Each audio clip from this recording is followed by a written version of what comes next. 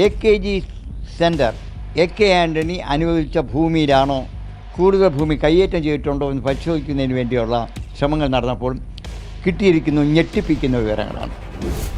ഈ ഭൂമി പൂർണ്ണമായും പുറമ്പോക്ക് ഭൂമിയാണെന്നും ഇത് ഇതേവരെ CPMനോ AKG ഭരണ ഗവേഷണ കേന്ദ്രത്തിനോ പതിച്ചു കൊടുത്തിട്ടില്ലെന്നും ഇതിന് പട്ടയം പതിച്ചിട്ടില്ലെന്നും ഈ ഭൂമിക്ക് ഇപ്പോഴും വസ്തുവിൻ്റെ കരം അടവില്ല എന്നുമുള്ള വ്യക്തമായ രേഖകളാണ് ഇപ്പോൾ ലഭിച്ചിരിക്കുന്നത്.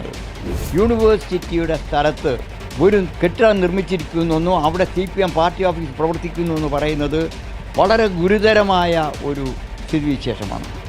55 സെൻറ്റ് ഭൂമി AKG സെൻറ്ററിൻ്റെ പേരിൽ ഉണ്ടായിരിക്കുന്നു. അതിന് പട്ടയമില്ല.